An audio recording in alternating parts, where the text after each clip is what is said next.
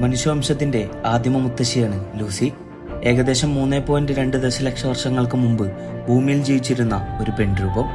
1974 എത്യോപ്യയിൽ വരണ്ട മണ്ണിൽ നിന്നാണ് ആസ്ട്രലോപിറ്റെക്കസ് അഫാർനസിസ് എന്ന് വിളിക്കുന്ന ലൂസിയെ കുറിച്ചുള്ള വിവരങ്ങൾ ലഭിക്കുന്നത്. മനുഷ്യപരിണാമത്തിന്റെ ചരിത്രതാളുകളിൽ ഏറ്റവും തിളക്കമുള്ള പേരാണ് ലൂസി.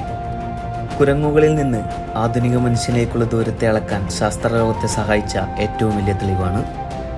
1974 എത്യോപ്യയിൽ വരണ്ട മണ്ണിൽ നിന്ന് ഡൊണാൾഡും ജോൺസണും സംഘവും കൂടി ലൂസിയുടെ അസ്ഥികൂടം കണ്ടെത്തുമ്പോൾ അത് നരവംശാസ്ത്രത്തിൽ ഒരു പുതിയ യുഗത്തിനാണ് തുടക്കമിട്ടത്. അന്ന് ക്യാമ്പിലെ റേഡിയോയിൽ നിന്ന് മുഴങ്ങിക്കേട്ട ബിറ്റിൽസിന്റെ പ്രശസ്തമായ പാട്ടിൽ നിന്നാണ് ഈ ഫോസിലിന് ലൂസി എന്ന പേര് ലഭിക്കുന്നത്. ശാസ്ത്രീയമായി ആസ്ട്രലോപിറ്റെക്കസ് അഫാർനസസ് എന്ന് വിളിക്കപ്പെടുന്നത് ലൂസിക്ക് കുരങ്ങളുടെയും മനുഷ്യരുടെയും സവിശേഷതകൾ ഒരേപോലെ ഉണ്ടായിരുന്നു. വളരെ ചെറിയ തലച്ചോറും കുരങ്ങളുടേതിന് സമാനമായ മുഖവുമുള്ള ഒരു രൂപമായിരുന്നു അവളുടേത്. എന്നാൽ ലൂസിയെ ലോകപ്രശസ്തയാക്കിയത് അവളുടെ നടത്തമായിരുന്നു. മനുഷ്യരെ പോലെ 2 കാലിൽ നിവർന്നു നടക്കാൻ അവൾക്ക് കഴിയുമായിരുന്നു എന്ന് അവളുടെ ഇടുപ്പല്ലുകളുടെയും കാലുകളുടെയും ഘടന തെളിയിച്ചു.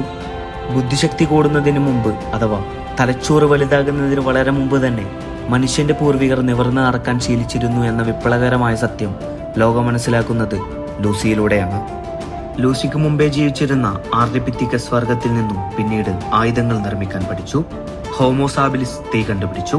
ഹോമോ ഹിറാക്സസ് എന്നിവരിലൂടെയാണ് ഇന്നത്തെ ആധുനിക മനുഷ്യനായ ഹോമോ സാപ്പിയൻസിലേക്ക് പരിണാമമെത്തിയത്. ലൂസിയുടെ മരണം ഇന്നും ഒരു ചർച്ചാ വിഷയമാണ്.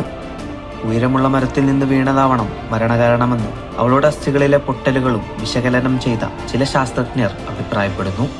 ഏതായാലും ആഫ്രിക്കയിലെ ആ പുൽമേടകളിൽ നടന്നു നീങ്ങിയ ആ ചെറിയ പെൺരൂപം ഇന്നും നമ്മുടെ ഉൽപ്പത്തിയെക്കുറിച്ചുള്ള വലിയ രഹസ്യങ്ങൾ വിളിച്ചു പറയുന്നു. ഇതിവിടെ അവസാനിക്കുന്നു. ചാനൽ സബ്സ്ക്രൈബ് ചെയ്യാനും ലൈക്ക് ചെയ്യാനും ഷെയർ ചെയ്യാനും മറക്കരുത്. നിങ്ങളുടെ നിർദ്ദേശങ്ങൾ താഴെ കമന്റായി രേഖപ്പെടുത്തുക. അടുത്ത അധ്യായത്തിനായി കാത്തിരിക്കുക.